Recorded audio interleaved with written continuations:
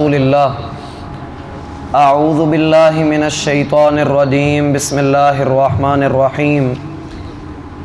سورہ طور کی آیت نمبر 44 ہے، آیت نمبر 43 ہے۔ اللہ تعالیٰ کا فرمان ہے ام لہم، کیا ان کے لیے الہٌ، کوئی اور معبود ہے غیر اللہ، اللہ کے سوا، سبحان اللہ، اللہ پاک ہے، عما، اس سے جو یشرکون، وہ شریک ٹھہراتے ہیں۔ احباب گرامی، اللہ سبحانہ و تعالی نے جن سوالات کا سلسلہ شروع کیا تھا وہ اب بالآخر اللہ کی توحید پر اور اس کے فیصلے کے اوپر مکمل ہو رہا ہے۔ ہم پیچھے مڑ کر دیکھتے ہیں تو اللہ تعالی نے سوالات کے اس سلسلے کے اندر اپنے نبی کو بھی مکھن میں سے بال کی طرح نکال لیا اور ان کے کردار اور شخصیت کو نکھار کر واضح کر دیا، اور یہ کہا کہ اپنے رب کی رحمت سے، اس کے فضل سے آپ نجومی یا دیوانے نہیں ہیں، نہ ہی آپ شاعروں کی طرح کلام پڑھتے ہیں، بلکہ آپ پر اللہ کا قرآن اتارا گیا ہے، اور اگر یہ اسے جھٹلاتے ہیں تو پھر یہ بھی اس کے قرآن کے جیسا ایک قرآن بنا کر ہمیں پیش کر دیں۔ تو اگر یہ لے آئیں لیکن یہ کبھی لا نہیں سکیں گے، بھلے یہ دنیا جہان کی ساری طاقتوں کو اپنا مددگار بنا لیں۔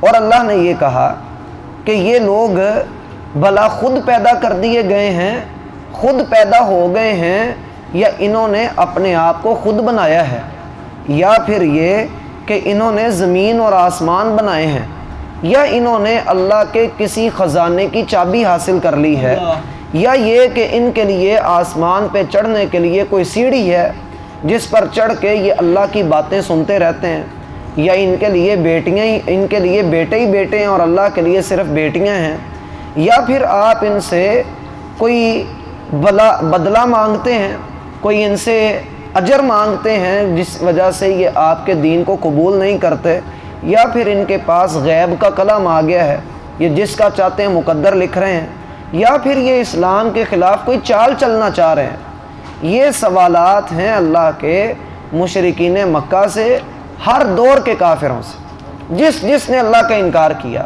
جس نے رسول کی رسالت کو جھٹلایا۔ قرآن اس کے سامنے یہ سوال نامہ پیش کرتا ہے کہ آیا اگر تم میں اتنا پانی ہے تو پھر اللہ کے ان سوالوں کا جواب دو، اتنی ہمت ہے تو اللہ تعالیٰ کے ان سوالات کا کوئی جواب تیار کر کے اسلام کو لاجواب کر دو، لیکن یہ نہیں کر پائے۔ اور آخری سوال اللہ نے یہ کیا ہے ام لہم الہ غیر اللہ۔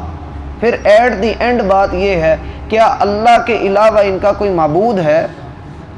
معبود کے اندر جس کی عبادت کی جائے، ویسے تو معبود کے لیے اللہ تعالیٰ نے بہت سی شرطیں قرآن میں ذکر کی ہیں کہ معبود ایسا بھی ہو، ایسا بھی ہو، ایسا بھی ہو، اور ان ساری شرطوں پہ ماں سوائے اللہ کے کوئی پورا نہیں اترتا۔ میں صرف 2 شرطیں آپ کے سامنے رکھتا ہوں۔ اللہ نے کہا کہ ان اللہ علیم قدیر، اللہ علم والا بھی ہے اور قدرت والا بھی ہے، اللہ علم والا بھی ہے اور قدرت والا بھی ہے۔ اب اللہ کے الہ ہونے کی، الہ کہتے ہیں معبود کو جس کی عبادت کی جائے، لفظ الہ سے ہی اللہ بنا ہے، لفظ الہ سے ہی لفظ اللہ بنا ہے۔ اللہ یہ اس کا ذاتی نام ہے جس کا نہ تثنیہ بن سکتا ہے، یعنی اس کی جمع نہیں بن سکتی بھلے جو مرضی ہو جائے۔ لفظ اللہ فقط اللہ کا ہی نام ہے اور اللہ نے اس کو اپنی ذات کے لیے خاص کر لیا ہے۔ تو ایک اللہ رب العالمین کی صفت ہے علیم، علم والا، اور دوسری ہے قدیر۔ دونوں کو جدا جدا کر کے سمجھو تو علم سے یہ پتہ لگا کہ اللہ کا علم بہت وسیع ہے، اتنا وسیع ہے کہ ہر شے کا علم اس کے پاس ہے، کوئی شے اس سے مخفی نہیں ہے۔ کوئی بھی شے اس سے مخفی نہیں ہے، وہ غیب کا علم ہو، وہ حاضر کا علم ہو، وہ باطن کا علم ہو، ظاہر کا علم ہو، سب کے سب علوم کو اللہ بہتر جانتا ہے اور ان کی تمام تر جزیات کو اللہ جانتا ہے۔ ہمیں یہ پتہ ہے کہ یہ صرف ستون ہے، اللہ کو یہ پتہ ہے کس میٹیریل سے، کس کمپنی کا، کس بندے کے ہاتھ سے، کتنی اینٹوں کے ساتھ، کتنے سریے کے ساتھ، کس لوہے کے ساتھ، یہ اللہ کو پتہ ہے کہ وہ لوہا کس پہاڑ سے نکلا، مٹی کہاں سے آئی، ریت کہاں سے آئی، اللہ کو سب پتہ۔ اللہ کو یہ بھی پتہ ہے کہ یہ جو صف ہے نا، اس صف کے اوپر کس بندے نے کتنی مرتبہ کون سی نماز پڑھی ہے اور کس کس رکعت میں اس نے کیا کیا حرکت کی ہے، اس کی نیت کیا، اللہ کو سب پتہ۔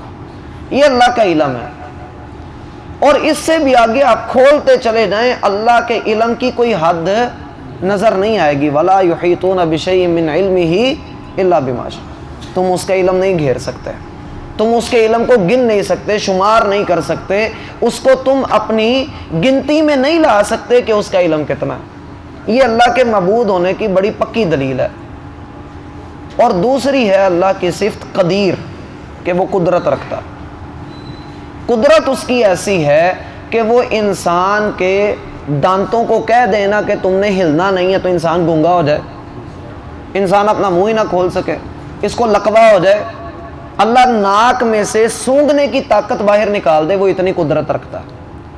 وہ اتنی قدرت رکھتا ہے کہ قرآن میں آتا ہے کہ بندہ جب رات کو سوتا ہے نا تو اللہ بندوں کی روحوں کو قبض کر لیتا ہے۔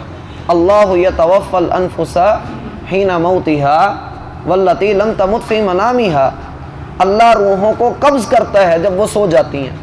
جب لوگ سو جاتے ہیں روحیں قبض ہو جاتی ہیں، حدیث میں آتا ہے روحیں آسمانوں پہ چلی جاتی ہیں، بندہ زمین پہ سویا ہوا ہے، لیکن اللہ نے قدرت اپنی ایسی رکھی ہے کہ بندے کے سانس کا رشتہ اللہ پھر بھی رہنے دیتا ہے۔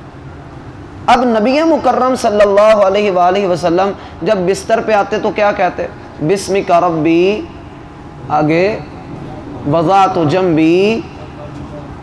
ہاں جی، دعائیں یاد رات کو سونے کی نہیں کرتے بھائی۔ وَبِكَ أَرْفَعُهُ ان امسکت نفسی فرحمها۔ اللہ تیرے نام کے ساتھ، بسمک ربی وضعت جنبی، میں نے اپنا پہلو بستر پہ رکھ دیا۔ اللہ تیرے نام سے میں اس بستر کے اوپر اپنا پہلو رکھتا ہوں، بسمک ربی وضعت جنبی وبک ارفعہ، اور تیرے نام سے ہی میں اٹھوں گا یہاں سے۔ ان امسکت نفسی فرحمها، اللہ اگر تو میری روح اپنے پاس روک لے تو اللہ میری روح پہ رحم کری، وَإِنْ أَرْسَلْتَهَا، اور اگر تو اسے واپس بھیج دے تو فَاحْفَظْهَا كَمَا تَحْفَظُ بِهِ عِبَادَكَ الصَّالِحِينَ، اللہ پھر میری حفاظت دنیا میں ایسے کرنا جیسے تو اپنے نیکوکار لوگوں کی حفاظت کرتا ہے۔ تو پتہ کیا لگا؟ اللہ اپنے بندے کی روح کو قبض کرتا ہے، روح کا رشتہ اللہ برقرار رہنے دیتا ہے۔ اب رات کو بندے کو مچھر لڑا، اس رب نے ایسا دماغ اور ایسا سسٹم بنا دیا ہے، میری آنکھیں بھی بند ہیں، دماغ بھی سویا ہوا ہے، میں کس حالت میں لیٹا ہوں مجھے ابھی آنکھوں بند میں نہیں پتا، لیکن اتنی اللہ نے مجھے عقل دی ہے کہ اگر کمر میں مچھر لڑ رہا ہے نا تو میرا ہاتھ آتا ہے اور کمر کے اسی جگہ کے اوپر ہٹ کرتا ہے جہاں پر مچھر لڑا۔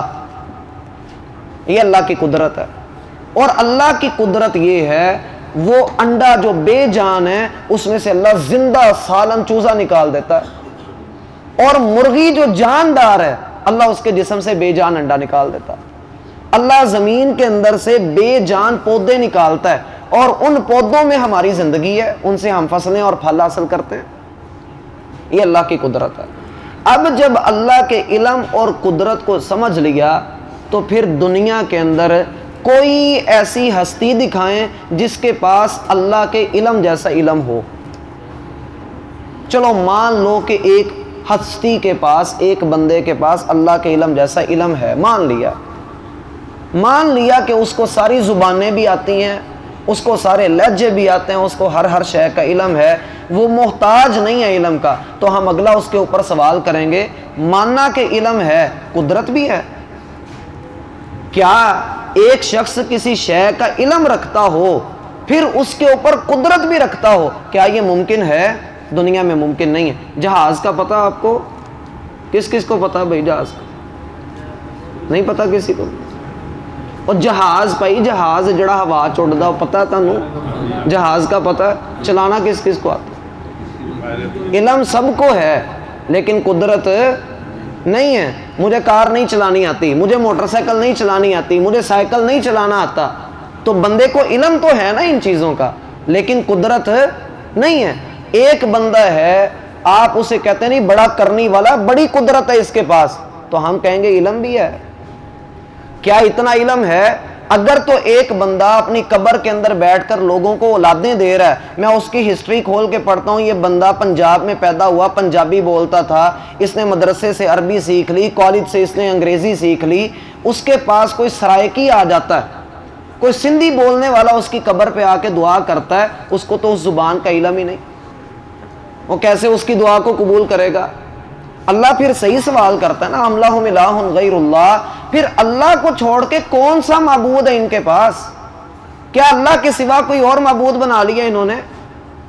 بندے کی عقل جو ہے وہ پھر ماتم نہ کرے تو اور کیا کرے, جب اللہ نے اپنے بارے میں خود تعارف کرواتے ہوئے کہا کہ نفع نقصان میرے ہاتھ میں ہے, انسان کی ساری زندگی کا مالک میں ہوں, کائنات کا مختار کل میں ہوں, اور اللہ نے قرآن میں یہ کہا وَرَبُّكَ يَخْلُقُ مَا يَشَاءُ وَيَخْتَارُ, تیرا رب جو چاہتا ہے پیدا کرتا ہے اور اسی کے قبضے میں سارا اختیار ہے. ما کان لہم الخیرہ, اللہ نے دنیا میں کسی شخص کو اختیار دیا ہی نہیں ہے. تو جب کسی کو اختیار نہیں دیا, نہ علم پر اختیار دیا, نہ قدرت پر اختیار دیا, تو انسان نے جو کچھ گھڑ لیا, جو بنا لیا, جو اللہ کے برابر کر دیا, پھر ماننا پڑے گا کہ سبحان اللہ, اللہ پاک ہے, اللہ پاک ہے, منزہ ہے, مبرہ ہے, وہ بری ہے ان گندی چیزوں سے, ان مشرکوں کے بنائے ہوئے شریکوں سے بھی اور ان کے شرک سے بھی. اللہ کو کوئی پرواہ نہیں, لگے ہوئے ہیں تو لگے رہیں, لیکن اللہ تعالیٰ کے ہاں ان کے اس عمل کی, ان کے اس شرک کی, اس بدبختی کی اللہ کے ہاں کوئی وقت نہیں, کوئی ویلیو نہیں, کیونکہ اللہ بہت بلند ہے, بہت برتر ہے. سبحانہ و تعالی عما یصفون, وہ پاک بھی ہے اور بلند بھی ہے ہر اس وصف سے جو یہ بیان کرنا چاہ رہے ہیں. کتنی انسان کی نااہلی ہے, نکما ہے انسان کہ اللہ تعالیٰ کو اس کے بلند درجے سے, اس کے علوم ہونے سے نیچے اتار کر انسان کی اپنی بنائی ہوئی جو ہستیاں ان کے برابر لا کھڑا کرتا ہے. کتنی بدبختی ہے. اور اللہ رب العالمین کے ساتھ کس قدر انسان ناانصافی کرتا ہے. اسی لیے حدیث میں کہا اللہ کے رسول صلی اللہ علیہ وآلہ وسلم نے, کائنات میں اللہ سے بڑھ کر صبر والا کوئی نہیں ہے. اللہ کہ آدم کا بیٹا اللہ کو گالی دیتا ہے اور اللہ پھر بھی اسے رزق عطا کرتا ہے. گالی دیتے ہوئے آدم کا بیٹا کہتا ہے زمانہ خراب آ گیا, یسب الدہر وانا الدہر, آدم کا بیٹا زمانے کو گالی دیتا ہے. فرمایا زمانہ تو اللہ ہے, دن رات اللہ چلاتا ہے, اور دن رات زمانے کی بنیاد ہے, زمانہ چلتا ہی دن رات کے ساتھ ہے, اور یہ زمانے کو گالی دے رہا ہے. اپنے گندے اعمال کی نحوست کی وجہ سے بندہ یہ کہنا شروع کر دے کہ وقت خراب آ گیا, ایسا ہو گیا, ویسا ہو گیا, لیکن اللہ رب العالمین پھر بھی اپنے بندے کے اوپر سے اپنی رحمت کا ہاتھ نہیں کھینچتا. ام لہم الہ غیر اللہ, کیا ان کے پاس اللہ کے علاوہ کوئی معبود ہے؟ چلو مان لو کہ ایک آدمی وہ بتوں کو سجدہ نہیں کرتا, قبروں پہ نہیں جاتا, اور وہ جو ہے جی کسی اور عبادت کے اندر کسی اور غیر کی طرف وہ نہیں جاتا, لیکن آدمی اپنی خواہشوں کے پیچھے تو چل پڑتا ہے نا, اپنے نفس کے خیالات اور شہوات کی طرف تو چل پڑتا ہے نا. بیوی کو راضی کرنا ہے تو اولاد کو راضی کرنا ہے, مال جمع کرنا ہے, سونے چاندی کے ڈھیر بنانے ہیں, تجوریاں بھرنی ہے, بینک بیلنس اچھا رکھنا ہے, اپنی زمینیں لینی ہیں, گاڑی اچھی رکھنی ہے, اولاد کو لے کر دینی ہے, پھر ان کو حصے کر کے دینے ہیں, کاروبار کر کے دینے ہیں. یہ ساری چیزیں اللہ نے قرآن میں ایک جگہ پر ذکر کرتے ہوئے کہا کہ یہ سارا دنیا کا سامان ہے, اللہ کے پاس اس سے بہتر چیز ہے اس کے لیے جو اللہ سے ڈر جاتا ہے. ایک مقام پہ اللہ نے کہا کہیں ایسا نہ ہو کہ تمہارا باپ, تمہاری اولاد, تمہاری بیوی, تمہارا خاندان, تمہاری دکان, تمہارا مکان تمہیں اللہ سے، اس کے رسول سے، جہاد سے دور نہ کر دے۔ اگر ایسا ہوا تو پھر اللہ کے عذاب کا انتظار کرو۔ ہم دیکھیں مہنگائی کا رونا ہم رو رہے ہیں، مسلسل روئے جا رہے ہیں، یہ بہت ماڑے حالات آگے، حکمرانوں کا یہ ہو جائے تو ان کا وہ ہو جائے، انہوں نے یہ کر دیا وہ کر دیا۔ اپنے گرنبان میں تو جھانکیے، ہم کیا کر رہے ہیں؟ ہم کیا کر رہے ہیں؟ ہو ہی نہیں سکتا بندہ اللہ تعالیٰ کا مخلص، سچا سچا کھرا بندہ ہو، پھر اس کے ہاتھ میں 10 روپے بھی ہوں گے نا تو اللہ برکت ڈال کے وہ 10 لاکھ بنا دے گا۔ اللہ کے ہاں برکت ہوتی ہے، پھر برکت کو اللہ رب العالمین عطا کرتا، اسے کوئی روک نہیں سکتا۔ ہو ہی نہیں سکتا ایک بندہ اللہ سے ڈرتا بھی ہو اور وہ تنگ بھی ہو۔ سمجھ میں نہیں آتی بات۔ اللہ نے کہا وَلَوْ أَنَّ أَهْلَ الْكِتَابِ آمَنُوا وَاتَّقَوْا لَفَتَحْنَا عَلَيْهِمْ بَرَكَاتٍ مِّنَ السَّمَاءِ وَالْأَرْضِ، اگر بستی والے، شہر والے ایمان لے آئیں، اللہ سے ڈر جائیں، ہم آسمانوں سے بھی اور زمین سے بھی برکتوں کے دروازے کھول دیں گے۔ لیکن یہ جھٹلاتے ہیں۔ فرمایا وَلَٰكِن كَذَّبُوا، یہ تو جھٹلاتے ہیں، پھر اللہ کا عذاب اتر آتا ہے۔